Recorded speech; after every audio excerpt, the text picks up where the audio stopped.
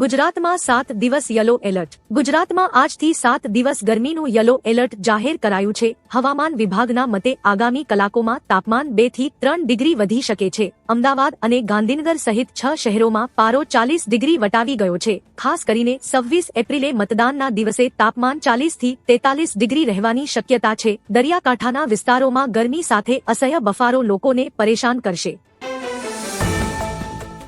રાઘવ ચડ્ઢા, સંદીપ પાઠક અને અશોક મિત્તલ ભાજપમાં જોડાયા। રાજ્યસભાના સાંસદો રાઘવ ચડ્ઢા, સંદીપ પાઠક અને અશોક મિત્તલ પાર્ટી મુખ્યાલયમાં ભાજપના રાષ્ટ્રીય અધ્યક્ષ નીતિન નવીનના હસ્તે આમ આદમી પાર્ટીમાં જોડાયા હતા। રાજ્યસભામાં આપના 2/3 સાંસદોએ ભાજપમાં ભળી જવાની જાહેરાત કરી છે। ભાજપ 152 માંથી 110 બેઠકો જીતશે। પશ્ચિમ બંગાળ વિધાનસભા ચૂંટણી માટે પ્રથમ તબક્કાનું મતદાન પૂર્ણ થયા બાદ રાજકીય ગરમાવો તેજ બન્યો છે। ગૃહમંત્રી અમિત શાહે બંગાળ ચૂંટણી પર પ્રેસ કોન્ફરન્સ કરી મોટું એલાન કર્યું છે, જેમાં તેમણે દાવો કર્યો હતો કે પ્રથમ તબક્કાની 152 બેઠકોમાંથી ભાજપ 110 થી વધુ બેઠકો પર વિજય મેળવશે। વધુમાં તેમણે કહ્યું કે બંગાળ ચૂંટણીનું પ્રથમ તબક્કાનું મતદાન ભાજપ તરફેણમાં રહ્યું છે। ભાજપની મોટી જીત। આમ આદમી પાર્ટીના 5 સાંસદો ભાજપમાં જોડાયા છે। પાર્ટીના રાષ્ટ્રીય અધ્યક્ષ નીતિન નવીન દ્વારા પાર્ટી કાર્યાલયમાં તેમને ભાજપનું સભ્યપદ આપવામાં આવ્યું। આપના અન્ય 2 સાંસદો હરભજનસિંહ અને સ્વાતિ માલીવાલ પણ ભાજપમાં જોડાશે। રાજ્યસભામાં ભાજપ માટે આ એક મોટી જીત છે, જેનાથી તેના સભ્યોની સંખ્યા 102 થી વધીને 109 થશે, જ્યારે એનડીએના સાંસદોની સંખ્યા 135 થી વધીને 144 થશે। બંગાળના નવા સીએમ અંગે મોટી જાહેરાત। કેન્દ્રીય ગૃહમંત્રી અમિત શાહે બંગાળમાં પરિવર્તનની આગાહી સાથે મહત્વની જાહેરાત કરી છે। તેમણે જણાવ્યું કે બંગાળના આગામી મુખ્યમંત્રી કોઈ બંગાળી જ હશે અને તેઓ રાજ્યના જ વતની હશે। તેમણે કટાક્ષમાં કહ્યું કે બસ તે દીદીનો ભત્રીજો નહીં હોય। આ જાહેરાત સાથે જ બંગાળના રાજકારણમાં નવો વળાંક આવ્યો છે અને બહારની વ્યક્તિના આક્ષેપો પર પૂર્ણ વિરામ મુકાયું છે।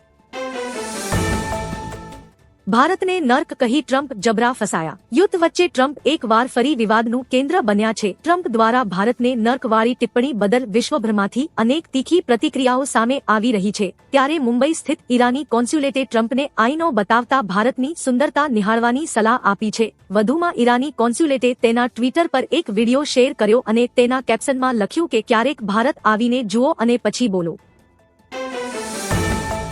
ન્યૂઝીલેન્ડે ભારત માટે કરી મોટી જાહેરાત। ન્યૂઝીલેન્ડના વડાપ્રધાન ક્રિસ્ટોફર લક્સને ભારત માટે મહત્વની જાહેરાત કરી છે। તેમણે જણાવ્યું કે ભારત અને ન્યૂઝીલેન્ડ વચ્ચે આગામી સોમવારે ફ્રી ટ્રેડ એગ્રીમેન્ટ પર હસ્તાક્ષર કરવામાં આવશે। આ કરાર બંને દેશો વચ્ચેના દ્વિપક્ષીય આર્થિક સંબંધોને નવી ઊંચાઈ પર લઈ જવા માટે એક મહત્વનું પગલું સાબિત થશે। લક્સને આ માહિતી શેર કરતા બંને દેશો વચ્ચે મજબૂત વ્યાપારિક ભાગીદારી અંગે આશાવાદ વ્યક્ત કર્યો હતો।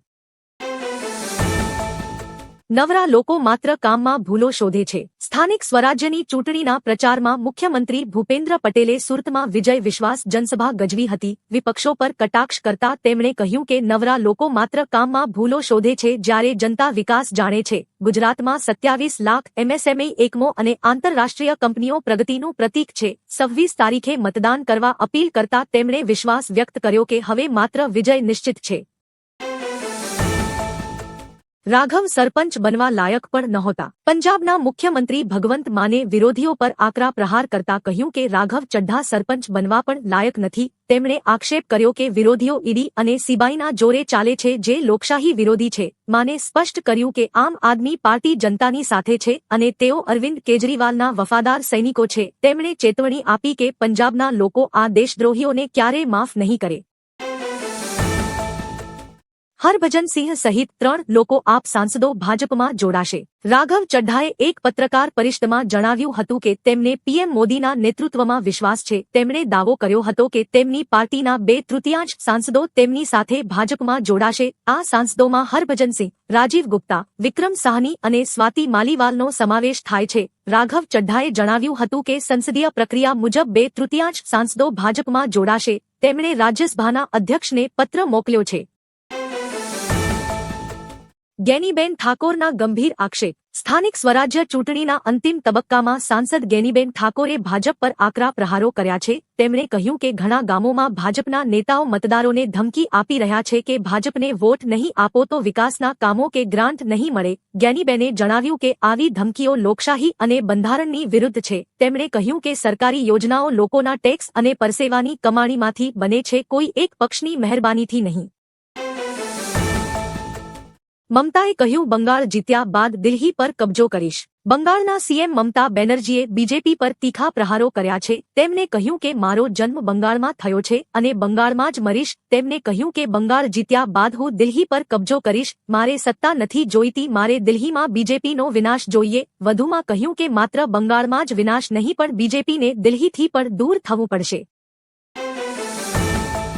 પૂર્વ આર્મી ચીફ નરવણેનો મોટો ખુલાસો. પૂર્વ આર્મી ચીફ જનરલ એમ નરવણેએ સ્પષ્ટ કર્યું છે કે 2020માં ચીન સાથેના ગતિરોધ સમયે સરકારે સેનાને એકલી નહોતી છોડી. તેમણે જણાવ્યું કે સરકાર તરફથી સેનાને સંપૂર્ણ સમર્થન અને ફ્રી હેન્ડ આપવામાં આવ્યો હતો.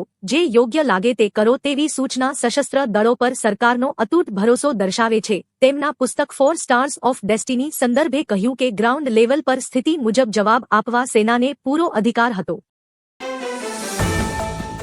પીએમ મોદીએ હુગલી નદીમાં હોડીમાં સવારી કરી. વડાપ્રધાન નરેન્દ્ર મોદીએ શુક્રવારે પશ્ચિમ બંગાળની હુગલી નદીમાં બોટની સવારી કરી હતી. આ દરમિયાન તેમણે જાતે ફોટોગ્રાફી પણ કરી અને નાવિકો સાથે વાતચીત કરી. તેમણે નાવિકને 1000 રૂપિયા પણ આપ્યા હતા. પીએમએ એક્સ પર તસવીરો શેર કરતા લખ્યું, દરેક બંગાળી માટે ગંગાનું ખૂબ જ ખાસ સ્થાન છે. એ કહેવું ખોટું નહીં હોય કે ગંગા બંગાળના આત્મામાં વહે છે.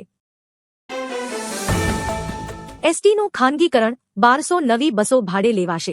ગુજરાત એસટી નિગમ હવે નવી બસો ખરીદવાને બદલે 1200 જેટલી બસો ખાનગી કંપનીઓ પાસેથી ભાડે લેવાની તૈયારીમાં છે. હાલ 250 બસોના ભાડા પેટે માસિક 13 કરોડ રૂપિયા ચૂકવવામાં આવે છે. 2.5 વર્ષના ભાડામાં જ નવી 250 બસો ખરીદી શકાય તેમ છે. છતાં પીપીપી મોડલના નામે વર્ષો સુધી કરોડો રૂપિયા ખાનગી સંસ્થાઓને પધરાવી દઈને પરિવહન સેવાનું ખાનગીકરણ કરવામાં આવી રહ્યું છે.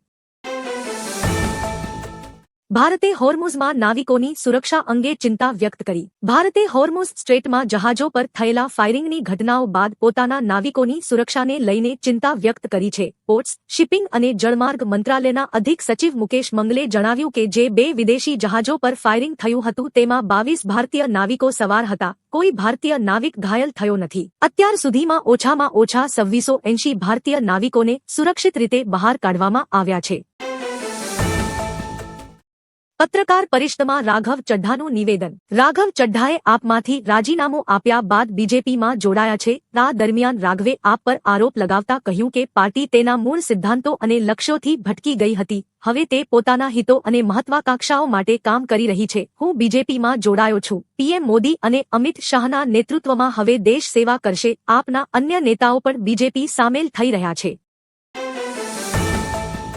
જો તમારામાં હિંમત હોય તો મારા ઘરે દરોડો પાડો. ભગવંત માને ઈડીને પડકાર ફેંકતા કહ્યું કે જો તમારામાં હિંમત હોય તો મારા ઘરે દરોડા પાડો. તેમણે સ્પષ્ટ કર્યું કે આમ આદમી પાર્ટી એક ક્રાંતિકારી વિચારધારા ધરાવે છે જ્યાં લોકો પૈસા કમાવવા નહીં પણ જનસેવા કરવા આવ્યા છે. માને કેજરીવાલ અને સિસોદિયાની ધરપકડનો ઉલ્લેખ કરતા પૂછ્યું કે તેમને જેલમાં મોકલીને તપાસ એજન્સીઓને શું મળ્યું. સંકટ સમયે માલદીવના વહારે ભારત અને માલદીવના સંબંધો ફરી એકવાર મજબૂત બનતા દેખાઈ રહ્યા છે. માલદીવના આર્થિક સંકટમાં ભારત એકવાર ફરી મદદ માટે આગળ આવ્યું છે. ભારતે માલદીવસને મોટી રાહત આપતા 30 અબજ રૂપિયાના કરન્સી સ્વાપ સપોર્ટના પ્રથમ હપ્તાને મંજૂરી આપી દીધી છે. માલદીવસની નાણાકીય સ્થિરતા જાળવી રાખવા માટે આ પગલું અત્યંત મહત્વનું સાબિત થશે. જણાવીએ કે ઓક્ટોબર 2024માં મોહમ્મદ મુઇઝ્ઝુની ભારત મુલાકાત દરમિયાન અંગે સમજૂતી થઈ હતી. પત્રકાર પરિષદમાં બોલતા સંજય સિંહનું નિવેદન. તપાસ એજન્સીઓનો ઉપયોગ કરીને અમને ડરાવવામાં આવ્યા હતા. આ પંજાબ ચૂંટણી પહેલાનો એક દાવપેચ છે. 3 દિવસ પહેલા જ ઈડીનો દરોડો પડ્યો હતો અને આજે અશોક મિત્તલ ભાજપમાં જોડાયા છે. રાઘવ ચડ્ઢા પર કોણ વિશ્વાસ કરશે? શું મફત વીજળી પૂરી પાડવી એ ભૂલ છે? શું શિક્ષણ મફત આપવું એ ભૂલ છે? શું ગુણવત્તાયુક્ત આરોગ્ય સંભાળ પૂરી પાડવી એ ભૂલ છે? આ અમિત શાહના નેતૃત્વમાં ચાલી રહેલ ઓપરેશન લોટસ છે. બંગાળમાં અમિત શાહની પ્રેસ કોન્ફરન્સ. ગૃહમંત્રી અમિત શાહે બંગાળમાં ચૂંટણી પ્રક્રિયા બાદ પત્રકાર પરિષદ યોજી મોટું નિવેદન આપ્યું છે. તેમણે દાવો કર્યો છે કે 152 બેઠકોમાંથી ભાજપ 110 બેઠકો જીતી રહ્યા છે. શાહે જણાવ્યું કે બંગાળમાં આ વખતે તમામ રેકોર્ડ તૂટ્યા છે અને જનતામાં અભૂતપૂર્વ ઉત્સાહ છે. હવે ભય જવાનો છે અને ભરોસો આવવાનો છે. તેમણે દીદી જવાની અને ભાજપ આવવાની ના નારા સાથે બંગાળમાં સુશાસની આગાહી કરી છે. લાયસન્સ માટે મરાઠી બોલવું ફરજિયાત. મહારાષ્ટ્રના પરિવહન મંત્રીએ ભાષાને લઈને એક મોટી જાહેરાત કરી છે, જેમાં તેમણે કહ્યું કે 1 મેથી તમામ લાયસન્સ ધરાવતા ડ્રાઈવરો માટે મરાઠી ભાષાનું જ્ઞાન હોવું અનિવાર્ય છે. આ નિયમ હેઠળ જો ડ્રાઈવર મરાઠી વાંચી કે લખી નહીં શકે તો તેમનું લાયસન્સ રદ થઈ શકે છે. જો કે આ જાહેરાતે રાજ્યમાં રાજકીય ગરમાવો લાવી દીધો છે. જો કે આ નિર્ણયના વિરોધમાં અનેક ટ્રેડ યુનિયનોએ 4 મેથી રાજ્યવ્યાપી આંદોલન કરવાની ધમકી આપી છે. યુદ્ધવિરામ વચ્ચે ફરી શરૂ થયું યુદ્ધ. અમેરિકાના રાષ્ટ્રપતિ ડોનાલ્ડ ટ્રમ્પ એક બાજુ ઇઝરાયેલ અને લેબનાનમાં 3 અઠવાડિયા સુધી સીઝફાયર આગળ વધારવાનું એલાન કર્યું છે, જ્યારે બીજી બાજુ બંને પક્ષો એકબીજા પર હુમલા કરી રહ્યા છે. ઇઝરાયેલી સુરક્ષા દળે આઈડીએફ જણાવ્યું કે પહેલા લેબનાનથી ઉત્તરી ઇઝરાયેલના શતુલા પર રોકેટ હુમલો કરવામાં આવ્યો હતો, જે બાદ ઇઝરાયેલે દક્ષિણી લેબનાન પર હિઝબુલ્લાહના ઠેકાણાઓ પર જવાબી હુમલો કર્યો હતો. ફરી યુદ્ધના ભડકારા. ભારતનો મોટો આદેશ. મધ્ય પૂર્વમાં વધતા તણાવને પગલે તેહરાન સ્થિત ભારતીય દૂતાવાસે કડક એડવાઇઝરી જાહેર કરી છે. ભારતીય નાગરિકોને ઈરાનની મુસાફરી ન કરવા અને ત્યાં હાજર ભારતીયોને તાત્કાલિક દેશ છોડવા સૂચના આપી છે. ટ્રમ્પે હોર્મુઝ સ્ટ્રેટમાં ઈરાની બોટ નષ્ટ કરવાના આદેશ આપતા સ્થિતિ વણસી છે. સુરક્ષાની દૃષ્ટિએ દૂતાવાસે હેલ્પલાઇન નંબર પણ જારી કર્યા છે. તણાવ ફરી વધ્યો છે.